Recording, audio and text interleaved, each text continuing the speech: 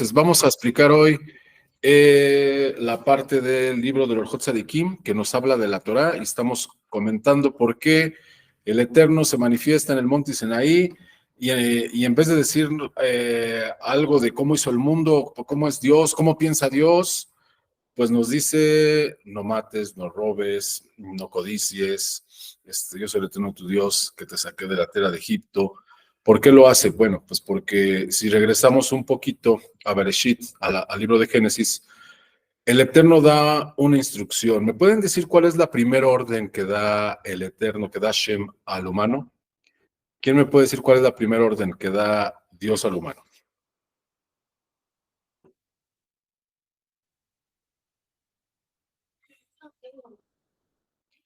Sí, adelante, Leo, por favor.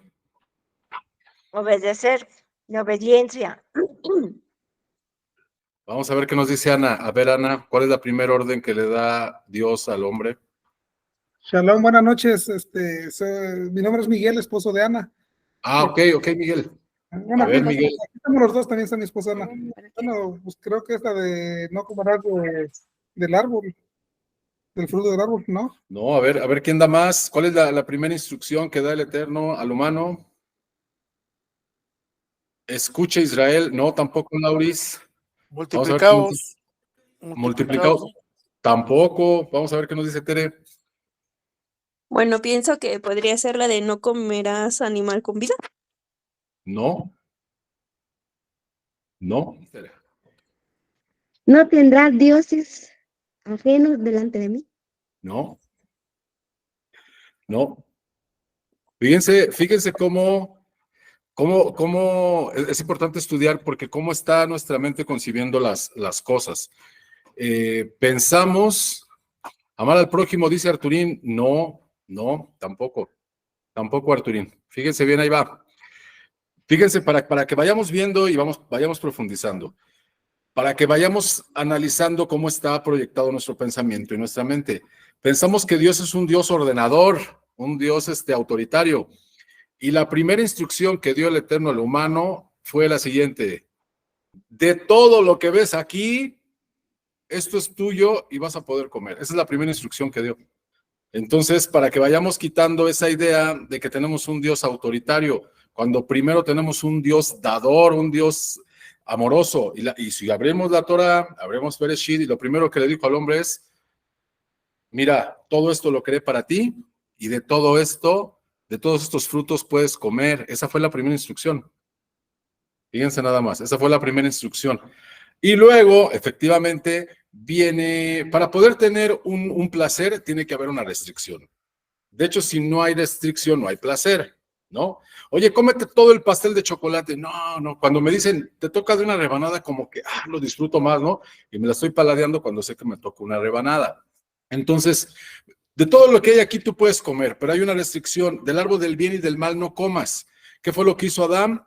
Él pensó, el instinto del mal, el Yetzer Hará, le dijo: mira, si tú comes del fruto, puedes servir a Dios aún comiendo del fruto. Tú tienes ese potencial. Si tú comes del fruto, le puedes demostrar al Eterno que comiste del fruto, le vas a decir: ya comí del fruto y te voy a seguir sirviendo, cosa que no resultó. Entonces come del fruto, y entonces come del fruto del árbol del bien y del mal, y en una licuadora mete el humano el bien y el mal y ¡brum!, lo licúa. ¿Qué es lo que sucede con nosotros? Que tenemos licuado en el ambiente, valga la expresión, el bien y el mal. Y nos cuesta muchísimo trabajo separarlo. Esa es la confusión, la confusión, la angustia, la tristeza que tenemos todos de no poder estar bien al 100%, porque está revuelto por todos lados el bien y el mal. Y entonces a nosotros nos toca a todo momento estar quitando el mal del bien, sacar el bien, no confundirnos entre el bien y el mal. Y entonces, regreso al tema inicial, como el Eterno sabe que traemos todo este trajín, que traemos todo este colapso mental, dice: yo soy el Eterno tu Dios que te saqué de la tierra de Egipto. ¿Qué significa? ¿Por qué no dijo: yo soy el Eterno tu Dios que creó todo esto que ves y yo soy la ley? No, dijo: yo soy el Eterno tu Dios que te saqué de la tierra de Egipto. Tradúzcase como: yo soy el Eterno tu Dios que te salva. que así tendríamos que verlo. Una, yo soy el Eterno tu Dios que te puso todo esto para que lo disfrutes. Y otra, yo soy el Eterno tu, en la primer mandamiento. Yo soy el Eterno tu Dios que te sacó de Egipto. O sea, yo soy el Eterno Dios, antes de que te explique que yo creo todo esto, soy el Dios que te salva de tus broncas, de tus problemas, de tus angustias. Y entonces sigue con todas las declaraciones de la Torá para precisamente ayudarnos con esa licuadora que traemos ahí del bien y el mal para poderlo separar. Y dice, aquí está la instrucción. Yo sé que tú tienes una problemática entre el bien y el mal, si lo puedo hacer, no lo puedo hacer. Aquí están las leyes, aquí están los decretos, aquí está la ayuda de qué es lo que tienes que hacer para que no tengas problemas. Entonces, ese es el tema de hoy, la Torá. Ya explicamos por qué el Eterno entrega la Torá, porque sabe los momentos de angustia y aflicción que estamos pasando. Entonces, para nosotros es muy importante el estudio de la Torá. Tenemos que estudiar mucho, mucho, mucho la Torá, que la Torá la transmite el Eterno a Moshe, se la transmite de manera oral y Moshe la capta de manera oral. De hecho, ahí se confunde mucha gente y dice, no, pero primero fue la Torá escrita. No, primero fue la Torá oral. Si leemos al final de la Torá, dice que después Moshe escribió, caray, pues no toda la Torá es de que instrucciones, pues sí, porque era la Torá oral. Ya al final de la Torá dice, y Moshe escribió el rollo de la Torá, y luego escribió otro, le dio uno a cada tribu. Entonces, primero fue la Torá oral, primero fue la explicación que el Eterno le dio a Moshe a todo el pueblo, a todos a los ancianos, a Aarón, a sus hijos, y después él escribió. Entonces, primero fue la Torá oral. ¿Qué es lo que sucede? Que va pasando el tiempo y esa Torá, ya después de que pasa el tiempo, de que ya no está Moshe, ya no está Yehoshua, se queda el Sanedrín, los 120 ancianos, pero empiezan las persecuciones y entonces la Torá se va deslavando, se va perdiendo. Va de nuevo la transmisión oral, de boca en boca. Yo necesitaba apuntar porque yo lo aprendía de mi papá y mi papá me lo decía a mí y yo se lo decía a mi hijo, pero era de manera de memoria, porque era parte de mi cultura. Mucha de nuestra cultura nosotros no la tenemos escrita. Si yo te pregunto, dime en dónde están los libros donde te enseñan a leer y escribir, pues a lo mejor se apuntaste algo, pero ya no está, todo está más oral.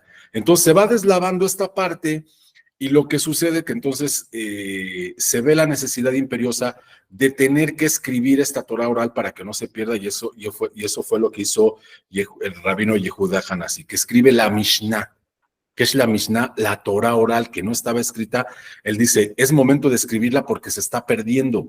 Nos están separando al pueblo judío y ya no hay maestros que enseñan a los alumnos y entonces la Torah se está perdiendo. Voy a tener que escribirla sin agregarle, sin ponerle y quitarle, como dice la misma Torah, y entonces escribe la Torah oral, que es la Mishnah. Y luego la explicación, más adelante, la explicación de la Mishnah, que es el Talmud, y luego los comentarios, que es la Gemara.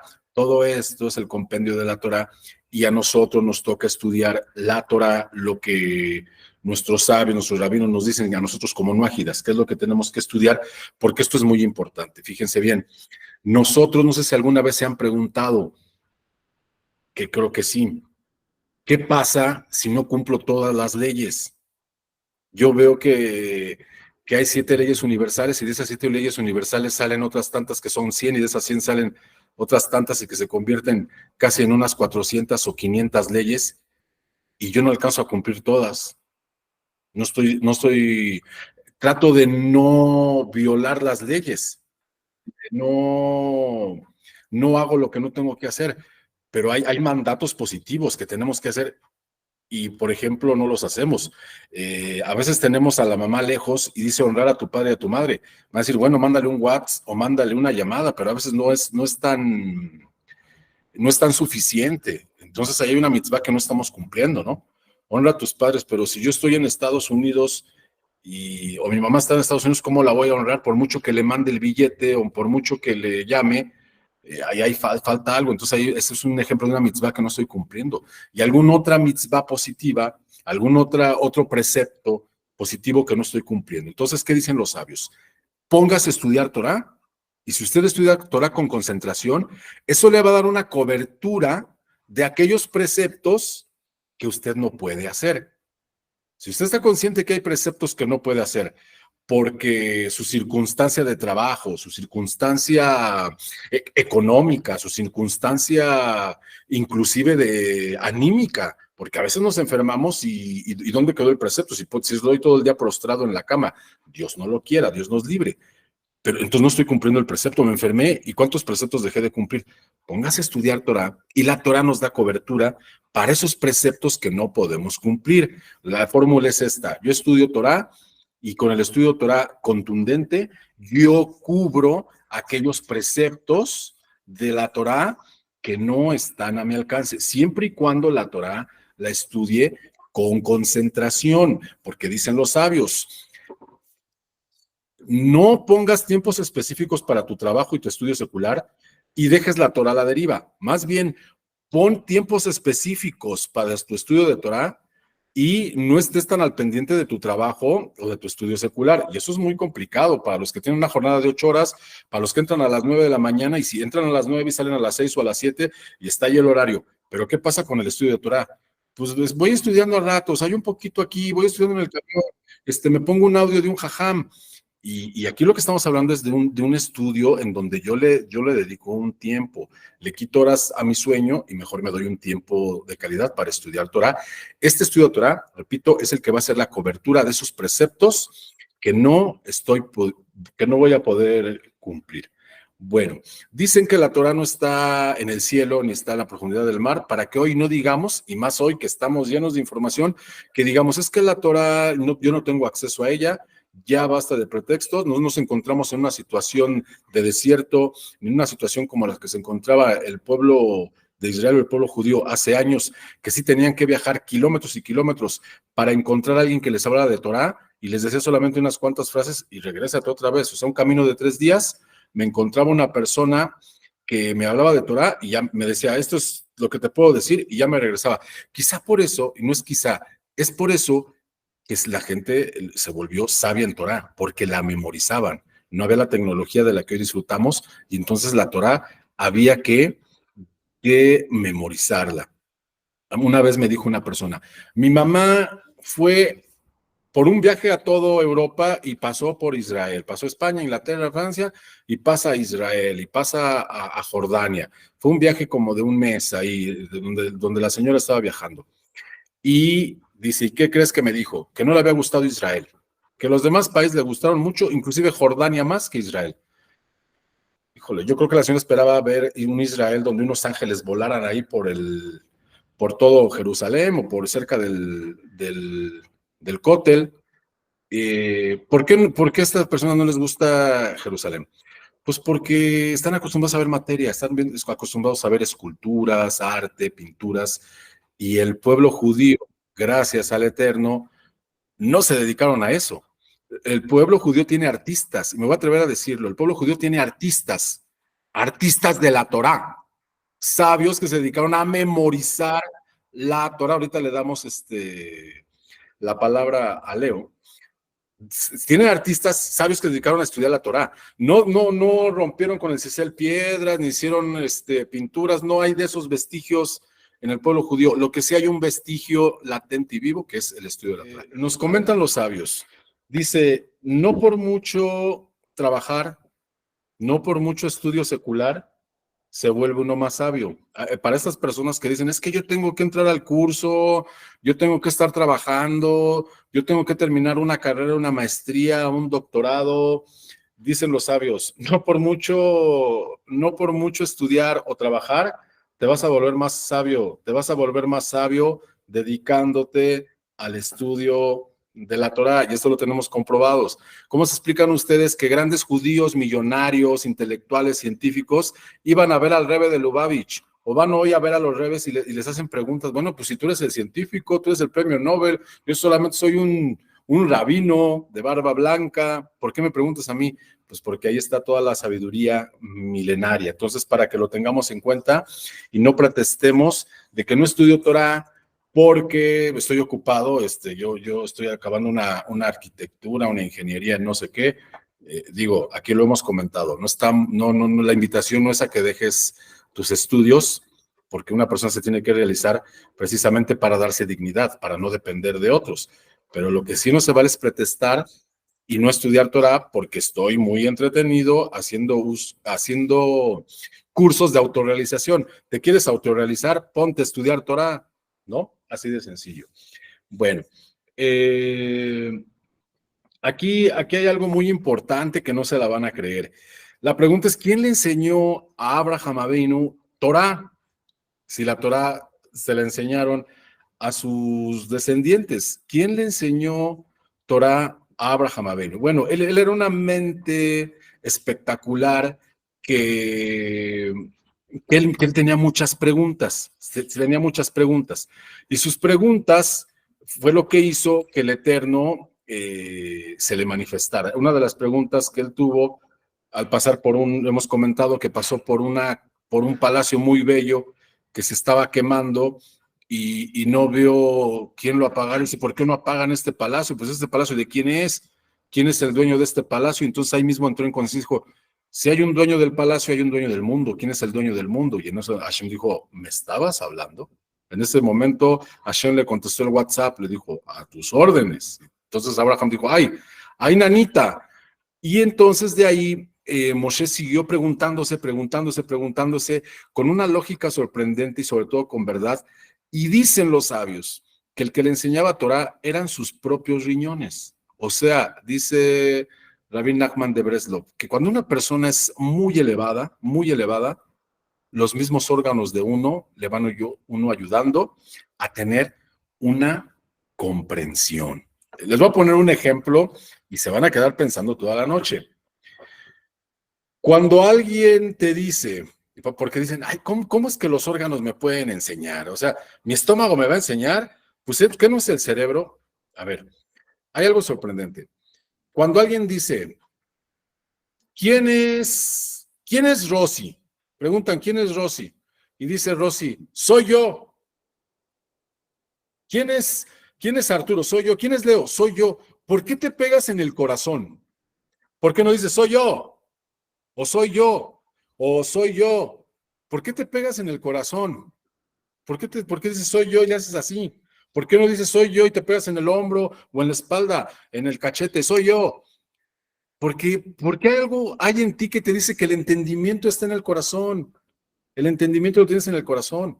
Si el entendimiento está en el corazón, ¿por qué los riñones de Abraham Avinu no le pudieron haber enseñado Torah? Fíjense nada más y ahí está, ahí dejamos esa parte de tarea.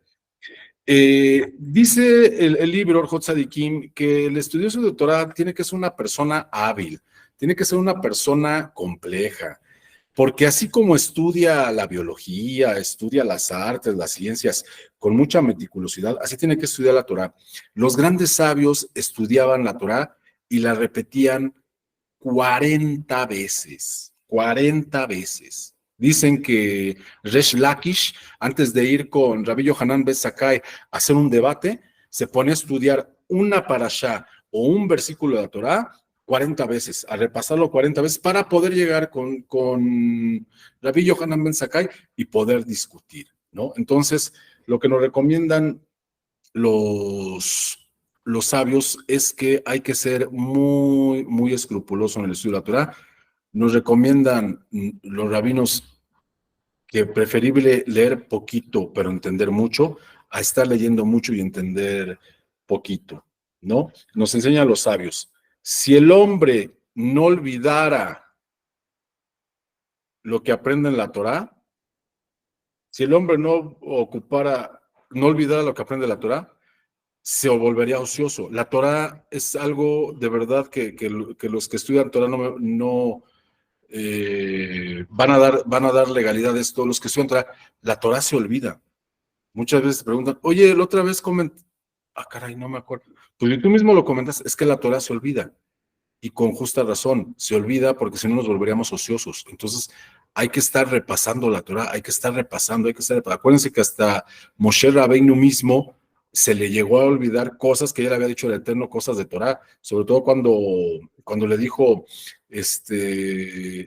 por favor, no, yo no me quiero morir, dice el Eterno, pero voy a dejar a Yehoshua, no, por favor, y entonces en ese momento se le olvida la Torah y dice, ya entendí, ya entendí. O sea, yo no quiero que se me olvide tu Torah, ya la estoy olvidando.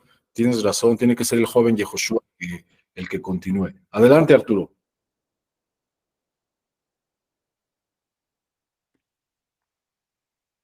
¿Me escuchan? Más fuerte y claro. Bueno, un comentario también, ponemos la Torah, entendemos, ¿no? Y muchas veces no entendemos bien, pero al pasar otra vez un año y que volvemos a ver la Torah, volvemos a leer esta para acá, uno para acá, ya lo entendemos diferente, ya nos lleva otro tipo de conocimiento. No, se escuchó entrecortado, Arturo, lo último, ya no te escuché bien. Pero digo que al volver a leerla otra vez para acá, captamos otro tipo de conocimiento, aunque es el mismo, la volvemos a adquirir otras clases de conocimiento. Son diferentes conocimientos que vamos adquiriendo a través de las diferentes para acá.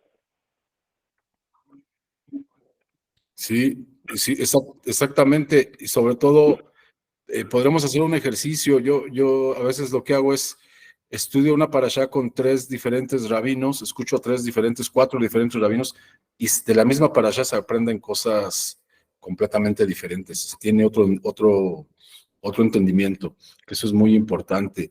Dijo Rabbi Meir, todo aquel que se dedica a la Torá merece muchas cosas, y no solo eso, sino que él representa razón suficiente para que el mundo entero exista. Por favor, díganle a los jóvenes, díganle a sus hijos, a sus sobrinos que andan buscando, que Dios nos libre, pero los jóvenes, tenemos jóvenes ahorita que andan en depresión, que andan en ansiedad y andan buscándole sentido a la vida. La vida ya tiene un sentido, ya no lo busquemos, la vida ya tiene un sentido. ¿Cuál es el sentido de la vida?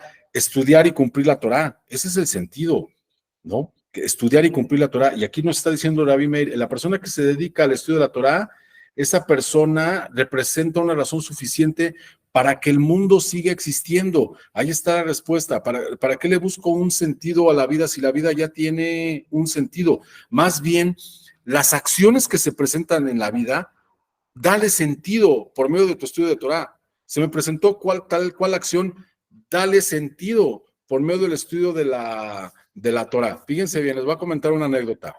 En Estados Unidos, hace poquito, una persona, estaban ahí esperando el tren, y una persona de edad avanzada se cayó a las vías. Y entonces todos estaban pero asustados, porque el señor se cayó como de 1.5 metros para abajo, y estaba en las vías, y se oyó que venía el tren. Toda la gente estaba súper asustada, ¿qué va a suceder? Y de repente llegó un tipo grandote afroamericano, se bajó a las vías, cargó al señor, lo subió a donde están los pasajeros, pegó el brinco y ¡fum! Pasó en ese momento el tren, no les pasó nada. Y todos, ¡wow! Aplaudiéndole, un héroe, qué bueno que lo hiciste. Cuando lo entrevistaron al tipo y le dijeron que por qué lo había hecho, dijo que porque él trabajaba en una cafetería y que le pagaban $4 la hora, y que él sabía que si al señor lo atropellaban, iban a cerrar el tren y todos los comercios, y que él iba a perder 8 por 4, $32, que él no se podía permitir eso. Entonces le pregunté, o sea, por $4, por una hora, $4 le salvaste la vida a una persona, dijo sí. Entonces, para que vean que algo pequeñito se puede convertir en algo muy grande. A lo mejor para ti algo es muy pequeñito, ¿no? 4 horas, o sea, no quiero perder $4 y le salvó la vida a una persona. Entonces, si yo estudio Torah, puedo darle un sentido a mi vida, sobre todo si analizo qué es lo que quiere el Eterno de mí, qué es lo que tengo que hacer, y encuentro ahora sí por medio de la acción el sentido de por qué estoy acá. Entonces ya esa carga de vida, porque hay muchos que nos duele el existir, pero porque necesitamos estudiar Torah, la vida ya tiene sentido. Hay que buscar cuál es ese sentido. Tampoco sentado o acostado va a llegar una epifanía y me va a decir cuál es ese sentido. Hay algo muy, muy interesante aquí que dice el libro Orjot Tzadikim. Hay algo muy interesante. Le preguntaron a Rabí Betzalel, ¿qué significa el versículo? Que ese versículo está en en Osea 2:17, le dijeron, David Bezalel, ¿qué significa el versículo? Por cuanto la madre obró con adulterio. ¿Qué se refiere ahí? Por cuanto la madre obró con adulterio. Y dijo, es que el esposo la desprecia y ella cayó en prostitución. Eso es lo que significa. Va de nuevo. El versículo dice en Osea 2:17, por cuanto la madre obró con adulterio, y entonces respondió Rab, significa entró en adulterio porque su esposo la despreció y ella se prostituyó. ¿Cómo? Dice, es que lo que significa en el fondo es que tú estudias la Torá y la desprecias porque tus acciones no están paralelas a tu estudio de Torá. Es decir, tu Torá se prostituye. Esto es para los que estudiamos Torá y no la practicamos. Estudie y estudie, estudie y estudie, estudie y estudie, y que la parashá y que esto y me lo aprendo de memoria, pero cuando se llega a la práctica quedamos cortitos. Entonces, dice aquí el libro del Hot Tzadikim, esta persona que estudia pero no practica, está prostituyendo la Torá, Dios nos libre, y si alguien lo llega a ver, entonces dice, esta persona nada más le está haciendo al cuento. Estos nuágidas ya se inventaron algo y nada más le están haciendo al cuento, porque estudian, se aprenden memoria, pero su práctica no tiene que ver con el estudio. Hay que tener mucho cuidado, compañeros, de no despreciar la Torá. Yo no desprecio la Torá, la despreciamos cuando nuestra práctica le queda muy chiquita a nuestro estudio. Por eso dice el Salmo, hay que servir al Eterno en silencio, pues mejor con práctica, ¿no? ¿Para qué andamos ahí repitiendo la parashá y ahí te va la enseñanza del día de hoy? Si en la práctica quedamos cortitos, mejor analicémonos que en la práctica quedemos bien y no estar hablando tanto. Cuando la persona es pobre en lo referente a buenas acciones, entonces su sabiduría es despreciada. La sabiduría del pobre es despreciada cuando la persona es pobre en lo referente a buenas acciones, entonces nadie le va a creer. Bueno, entonces nos encontramos aquí que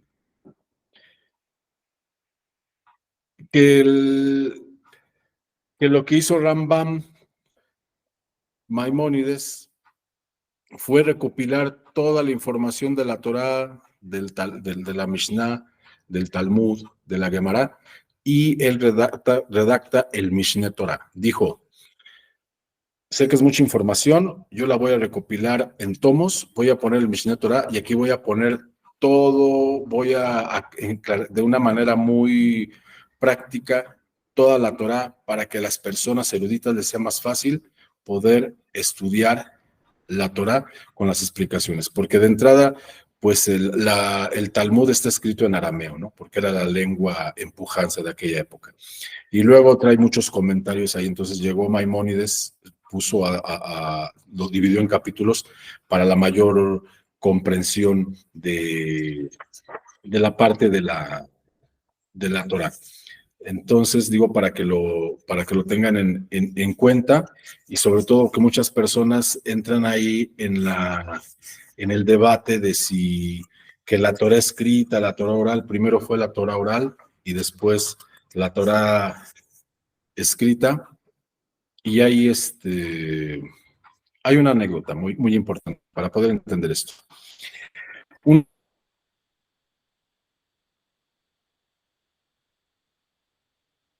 Un chavo, un joven de Estados Unidos, fue a pedir trabajo a una firma, una empresa, dos empresas de una universidad de Harvard.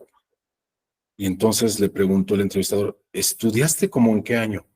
Dijo, pues como por 1990. Dice, 1990. ¿Ubicas al profesor Smith? Un profesor de barba. No. Generación 90, ¿verdad? Sí. Pero entonces ubicas al profesor Richard. Sí, lo ubicas, al profesor Richard, todos lo conocen. Profesor alto, delgado, él. No lo ubicas, ¿en serio? ¿Sí fuiste a la Universidad de Harvard? La verdad no. La verdad no. Lo que pasa es que tenía un compañero de cuarto que lo estudió en la Universidad de Harvard y yo leí todos sus libros y todos sus apuntes. Y cuando él se graduó, yo pensé que yo al haber leído sus libros, sus apuntes, pues yo también me podía graduar, por eso lo puse en el currículum. Entonces, no, a ver, no puedo tener una Torah escrita, leerla y pretender tener el conocimiento. Necesito la Torah oral, ¿no? Los que van a la escuela tienen apuntes y no porque tú lees el apunte ya te vas a licenciar.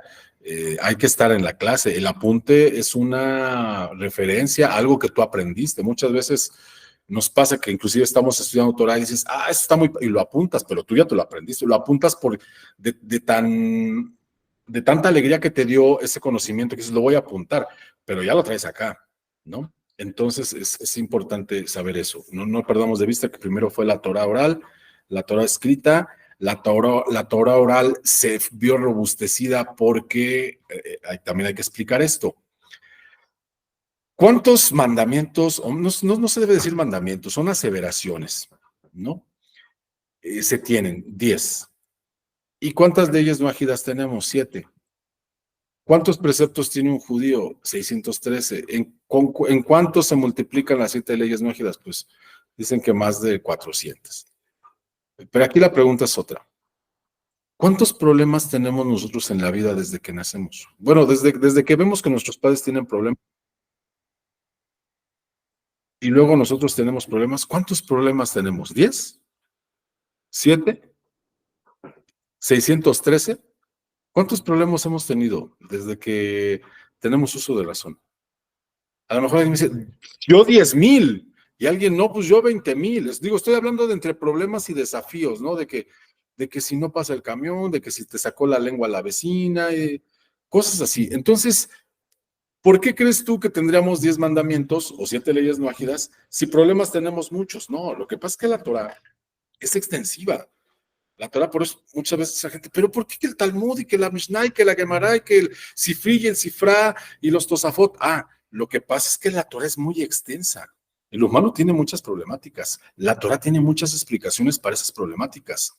Nada más que no te van a decir, para cuando tu perro lo muerda a otro perro, aquí está la solución. No, eso tú lo vas a tener que estudiar en la Torah, que alguien te lo explique para saber cómo actuar, porque viene, decía el rabino Abraham Cohen, que una vez un chavo le dijo, no, yo no creo en la Torah, yo tengo otros problemas y no me lo resuelve la Torah. Dijo, no, a ver, momento.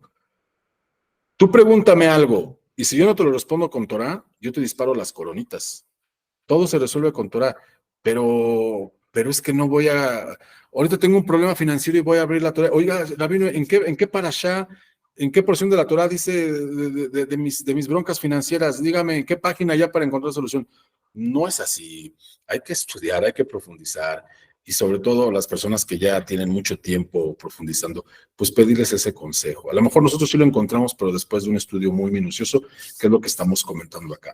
Tienen que estar repasando la Torah porque es el manual de vida. Muy, muy buen punto que has dado. Vamos a ver qué nos dice Rosy. Adelante, Rosy. Profe, y nosotros podemos bueno, el rabino Ariel Groisman siempre recomienda leer toda la Torah, toda.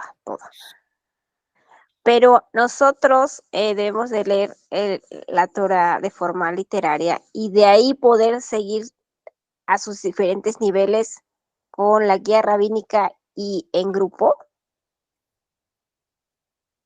Sí, Rosy. Sobre todo, la Torah nos ha recomendado el rabino Ariel Groisman, no la podemos estudiar solos.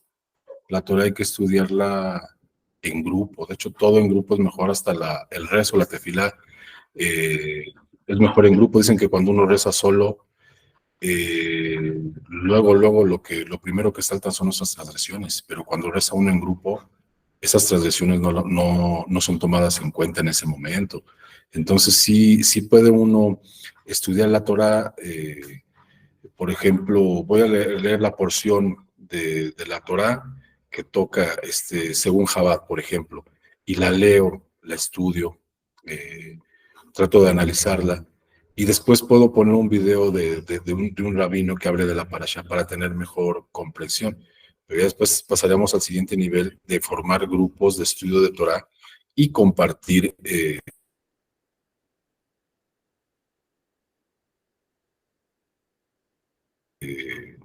diferentes puntos de vista. No sin entrar en las cosas que dicen que lo que cuenta es la intención, que después se nos va a hacer revelada cosas que estaban encriptadas, si realmente uno lo hace con la intención de ser mejor persona, porque le voy a comentar algo precisamente que le pasó a Elisha ben Abuya. Elisha ben Abuya estaba teniendo ahí un festejo y su papá invitó nada más a Rabí Eliezer, a Rabí Yehoshua, y estaban ahí debatiendo de Torah y dicen que empezó a salir fuego de la mesa de tanta sabiduría. Entonces el papá de Elisha se quedó sorprendido y dijo, oiga, ¿ustedes vienen a quemar la casa o qué? Dice, no, es que nos metimos tanto en el debate que salió fuego. Entonces, el papá de ella se quedó así, dijo, yo quiero que mi hijo sea un estudioso de Torah para que sea como ustedes, pero lo metió a estudiar por honor, no porque se volviera una persona justa, y por eso se volvió un apóstata. Elisha no siguió con la Torah. Entonces, si la Torah es con la intención de ser mejor persona y de cumplir con la voluntad del Eterno, se nos van a revelar, se nos revelan cosas, dicen los sabios, se nos revelan conocimientos.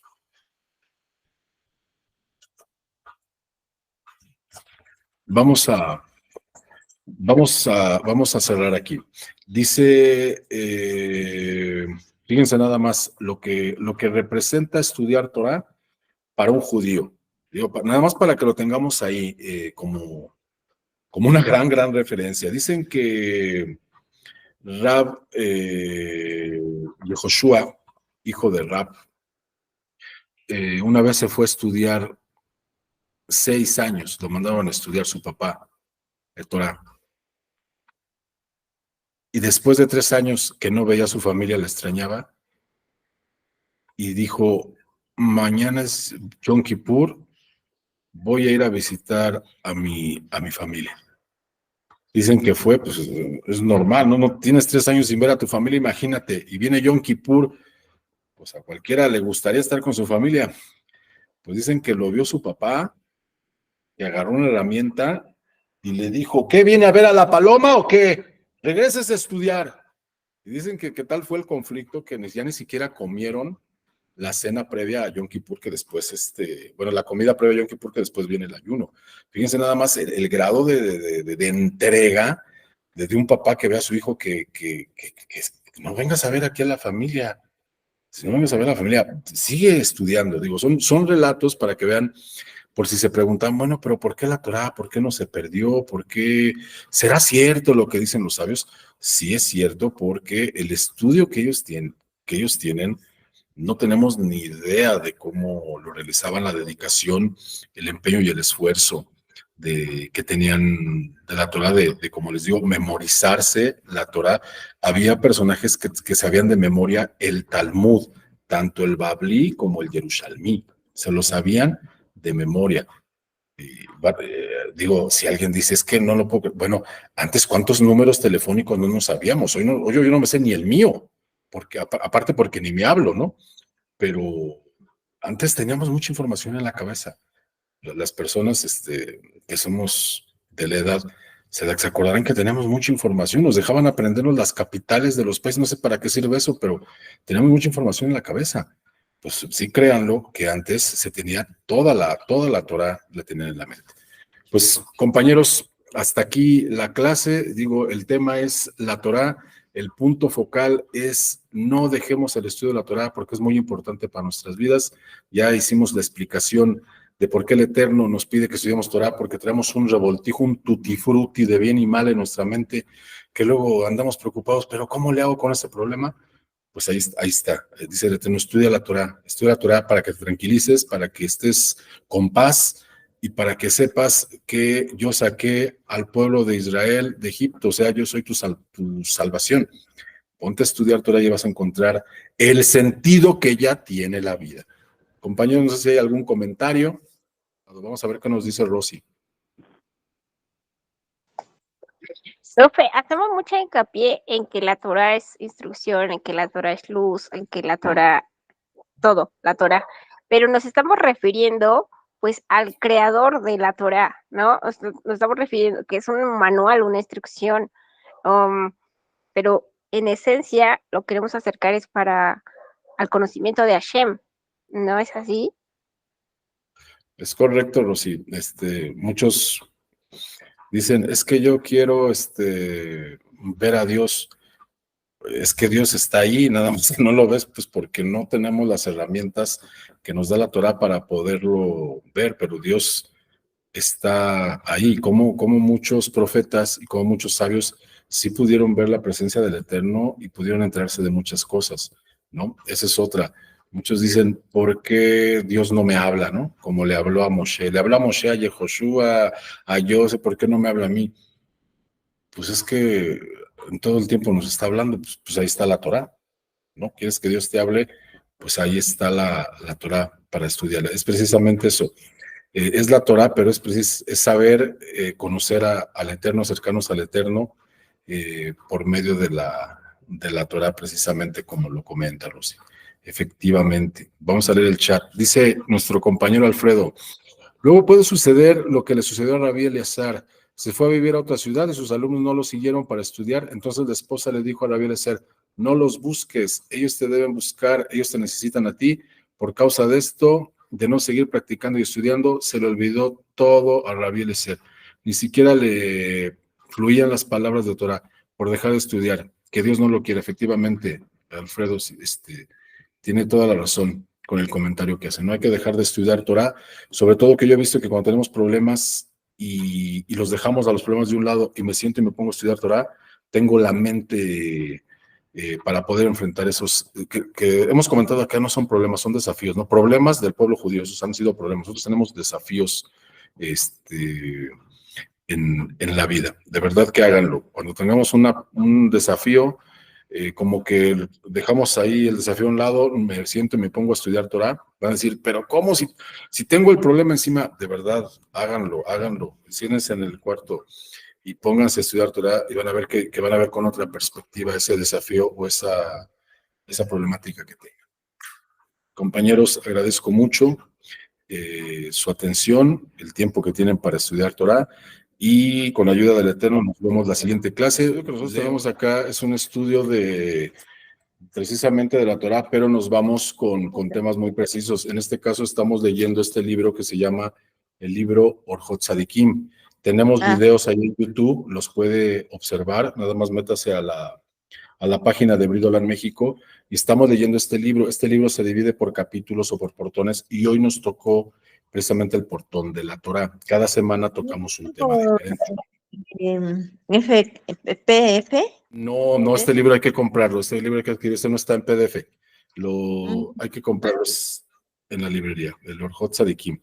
O en su momento dado, pues estudiarlo aquí con nosotros, ¿no? Pedimos por Refuah Shelemad, Fernando, hijo de Esther, para elevación del alma de Adán, hijo de Agustina.